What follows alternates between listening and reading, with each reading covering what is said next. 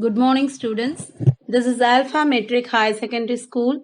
Welcomes you to the 11th Standard Commerce class. Today, we are going to see Chapter 2 in Commerce, Objectives of Business. Learning Objectives. To know the meaning of human activities and its kinds.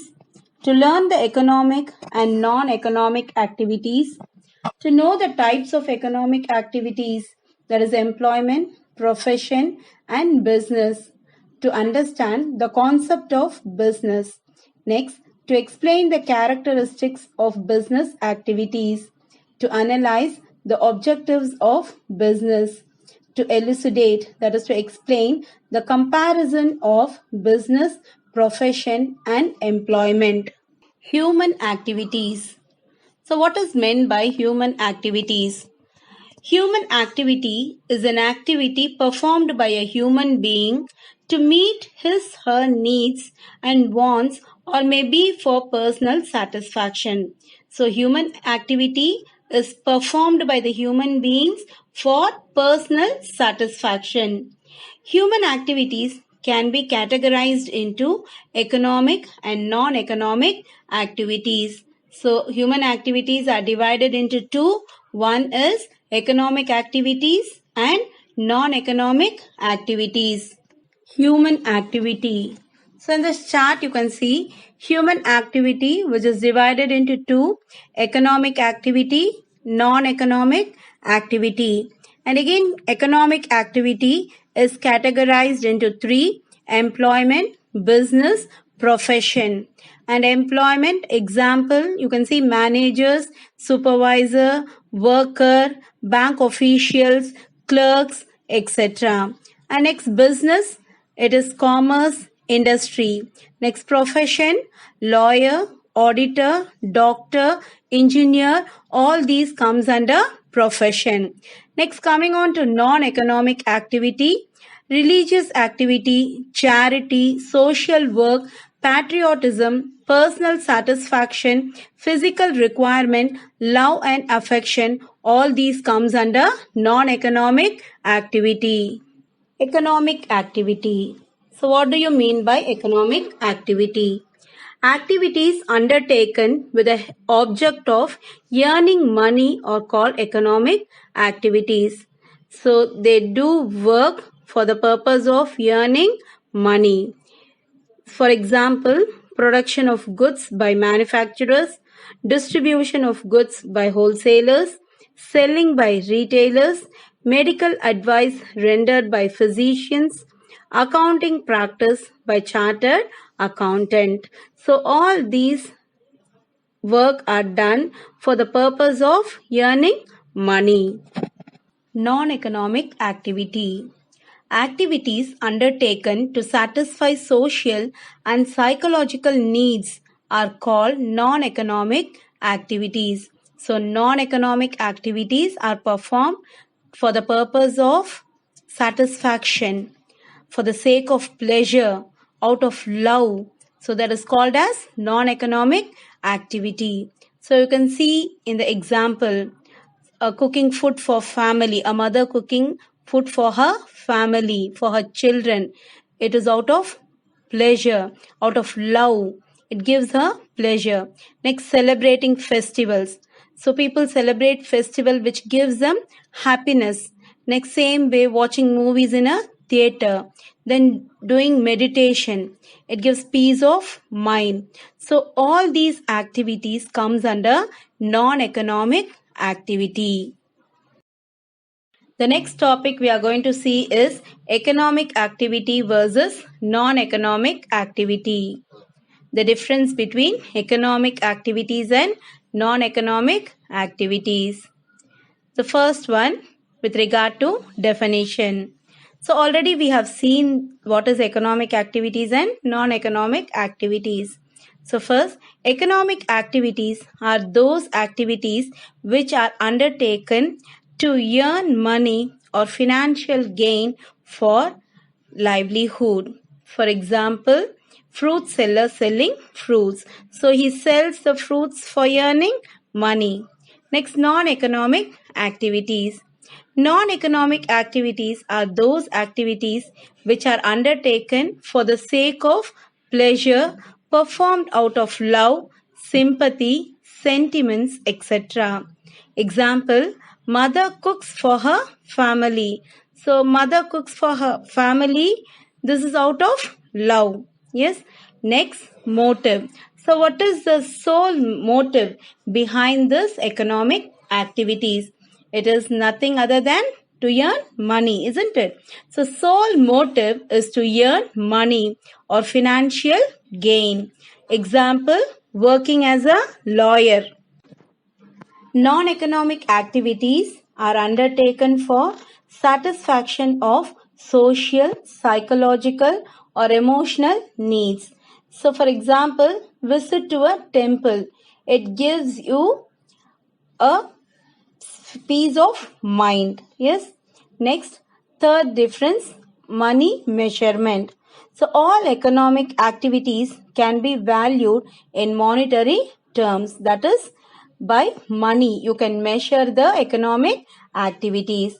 For example, doctor charges rupees 500 as consultation fees. So, when you go to a doctor, you have to pay the fees. Yes. Next, non-economic activities cannot be valued in monetary terms. So, these are an expression of a thought, feeling, or a gesture. So, for example, an NGO distributes free clothes to poor children. So, for you can see at the time of any calamities, natural calamities, people what they do, mostly the NGOs, they distribute free clothes, food to the poor children. Yes. The next difference, relationship. Economic activities are related to creation of wealth. So economic activities, it leads to the creation of wealth. For example, Ram saved part of his salary to purchase a house of his own. So Ram, what he is doing? He is saving a part of his salary, and with that he purchases a house. So economic activity, it leads to the creation of wealth. So with regard to non-economic activities, it do not create wealth. Example, money received as donation is spent on charity work. Next, outcome. All economic activities result in production, procurement, distribution, and consumption of goods and services. So, all economic activities, it results in what? It results in production, procurement. Procurement is obtaining, next distribution, and next consumption of goods and service. For example, Nokia produces cell phones, and these cell phones, they are sold across India through its distributors. So next, non-economic activities. The end result of your non-economic activity is the mental, emotional, or psychological satisfaction of the person doing the activity. So what is the outcome of this non-economic activity? It gives them satisfaction. Yes. For example, Sona enjoys teaching orphans in an orphanage. So Sona gets satisfaction while teaching the orphans in the orphanage. Next, duration. So is there any duration for this economic activities? No, the economic activities, they are performed regularly. It is repetitive. It goes on. They are done on a regular basis to earn a living. So these economic activities, they are done for the purpose of earning money. For example, Gulfi ice cream seller sells ice cream every evening. So with that he earns his living.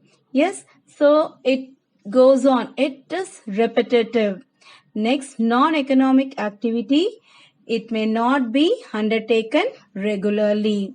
Usually they are done during free time.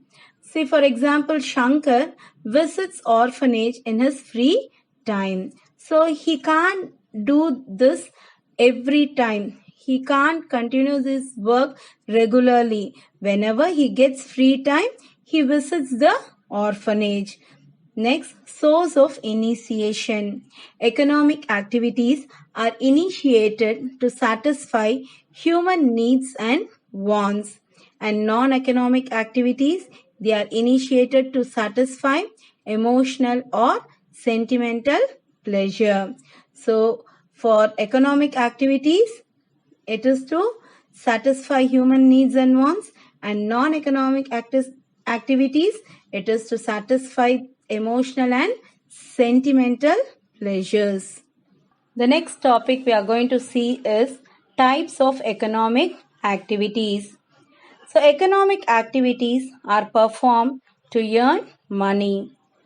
People, they engage themselves in these economic activities on a regular basis to earn money.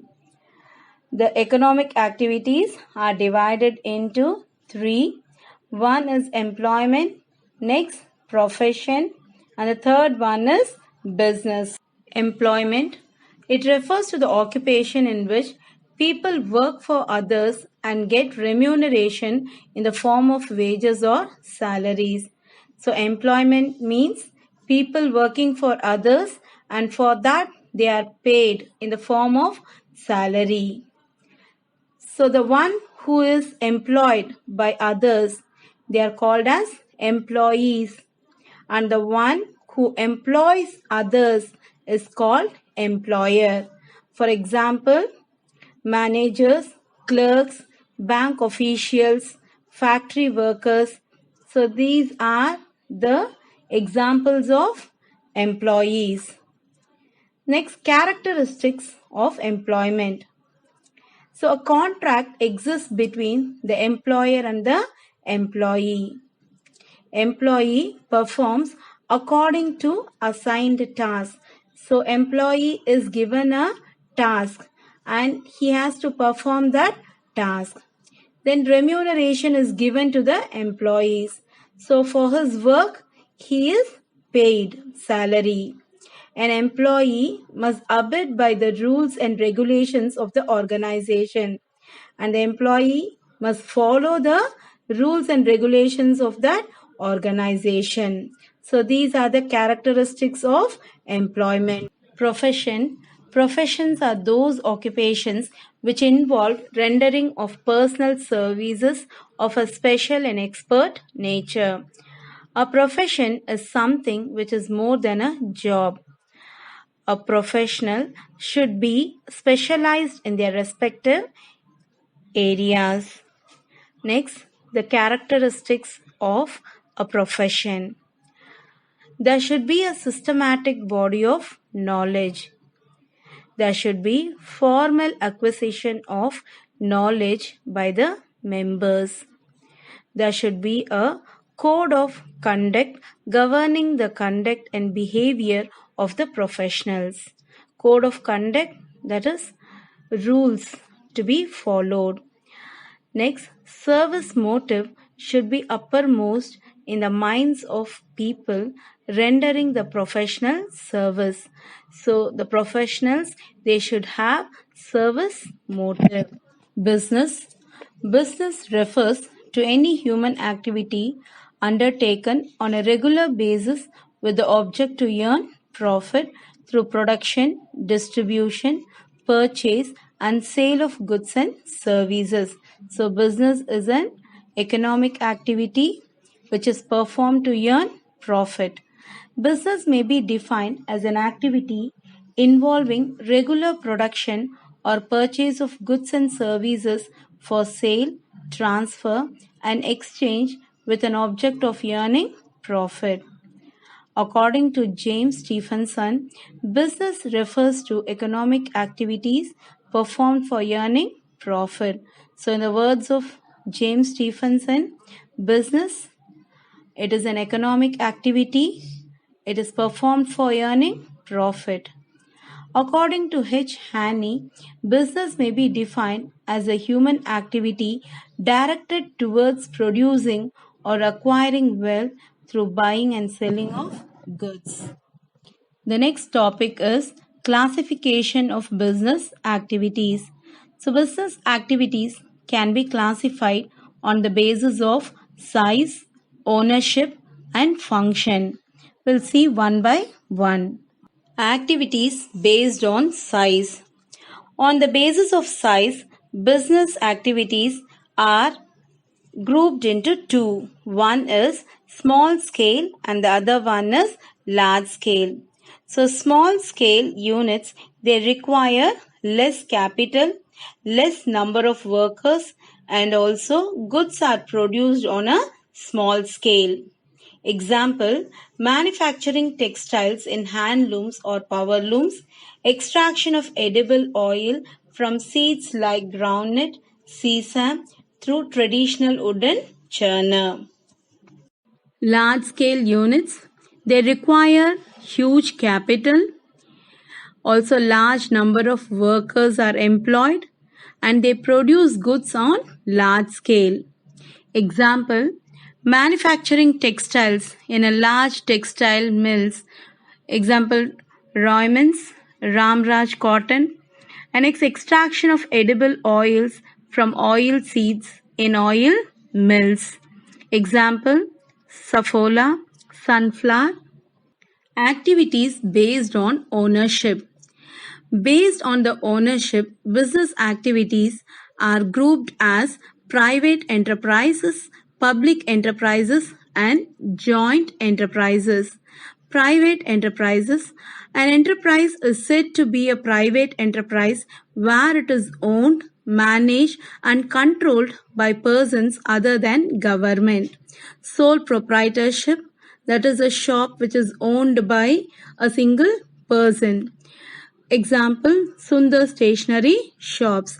Partnership firm, that is it is owned by more than one person, two or more person.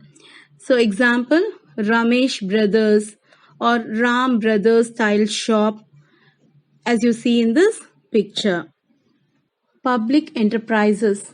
An enterprise is said to be a public enterprise where it is owned, managed, and controlled by government or any of its agencies or both. So here this public enterprise are organized in several forms. It is of several forms: departmental undertaking, public corporation, government company. Next, joint enterprises. An enterprise is said to be a joint enterprise where it is owned, managed, and controlled by government and private entrepreneurs. So in private sector, it was owned by person, individual person. It is not related to the government. Public enterprises, it is owned, managed, and controlled by government. And in joint enterprise, it is owned, controlled, and managed by both government as well as private entrepreneurs. For example, Maruti Suzuki. Activities based on function. So based on function, business activities are divided into industry and commerce. Industry includes all those business activities which are connected with raising, producing, or processing of consumer goods. That is, it is production of consumer goods. For example, bread, butter, cheese, shoes, or capital goods like machineries. Commerce, it establishes a link between the producers and consumers of goods and maintains a smooth and uninterrupted flow of goods from producers to consumers. So we have already seen what commerce is. So commerce helps in the movement of goods from the production point to the consumption point without any interruption. The next topic is characteristics of business. Production or procurement of goods, sale, transfer or exchange, dealing in goods and services, regularity of dealings, profit motive, element of risk. First one, production or procurement of goods. So goods are produced in order to satisfy the human wants. Next, sale, transfer or exchange. So in a business, there must be sale or exchange of goods. For example, a person weaves clothes for his personal consumption. So this doesn't mean a business because there is no transfer of goods or there is no sale of the cloth. Next, dealing in goods and services. So business, it deals in the buying and selling of goods and services. Goods may be consumer goods and producer goods. Consumer goods are pen, cloth, bag, etc. And producer goods, it is like machinery.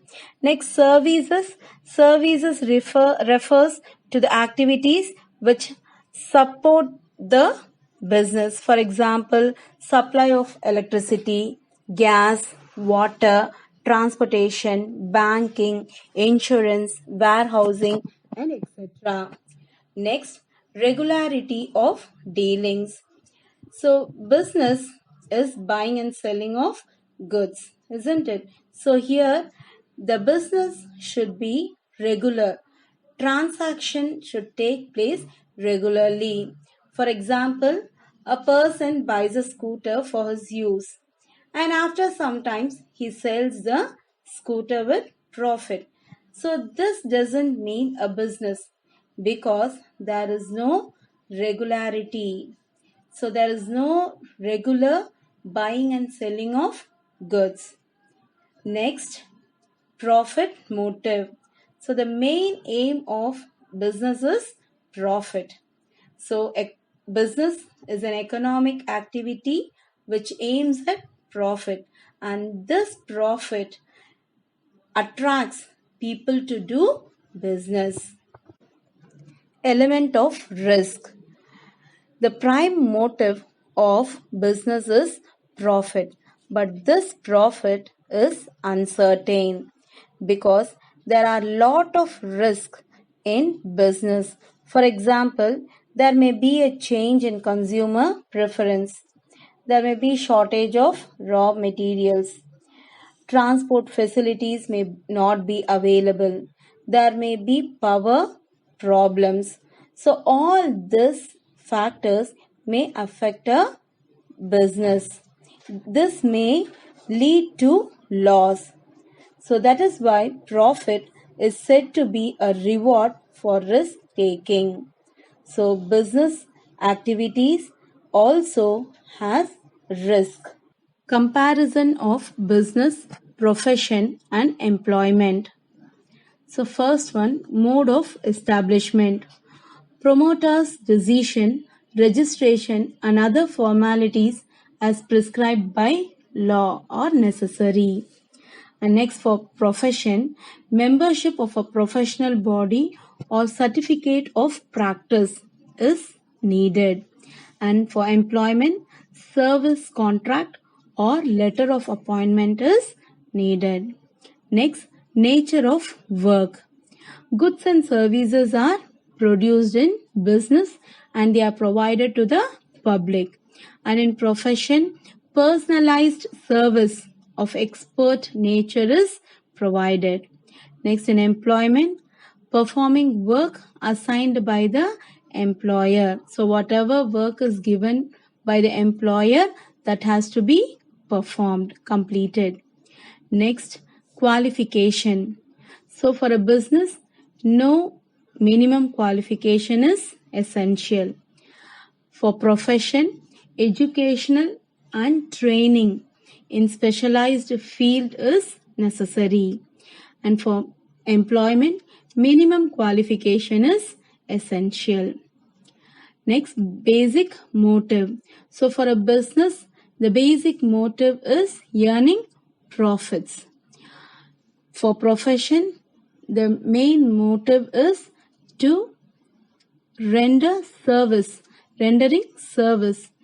Next, for employment, it is earning wages or salary by serving the employer. Next, capital. For business, capital investment is required as per the size of the firm. So if it is going to be a large scale firm, so capital investment should be more. Next, for profession, limited capital is necessary for establishment, and for employment, there is no capital required. Next, reward. For business, profit is the reward, and for profession, it is the professional fee. And next, for employment, it is salary or wages. Next, risk. So profits are uncertain and irregular in a business. You can't expect profit all the time in business. So there are risks in business. Profession, fee is regular and certain, never negative. And for employment, it is fixed and regular pay, no risk. Next, transfer of interest. So here in business, transfer of interest is possible but with some formalities, and in profession it is not possible, and also in employment it is not transferable. Next, code of ethics. So no specific code of conduct but moral and ethical dealings only. And for profession, professional code of ethics is followed. And for employment, rules and regulations of the employing organization. That is, they have to follow the rules and regulations given by the organization. So these are the difference between business, profession and employment. The next topic we are going to see is objectives of business. So every business enterprise has certain objectives. So some of the objectives are economic objectives, social objectives, organizational objectives, human objectives, and national objectives. So the first one is economic objectives. So economic objectives of business refer to the objective of earning profit and also other objectives that are necessary to be pursued to achieve the profit objective. So economic objective of business is to earn profit. The second objective is social objective. Social objectives are those objectives of business which are desired to be achieved for the benefit of the society. Since business operates in a society by utilizing its scarce resources, the society expects something in return for its welfare. So business, it operates in the society and it also uses the resources present in the society. So the society expects something good from the business. So the business should not harm or give trouble to the society. The third objective is organizational objectives. The organizational objectives denote those objectives an organization intends to accomplish during the course of its existence in the economy, like expansion and modernization, supply of quality goods to consumers, customer satisfaction, etc.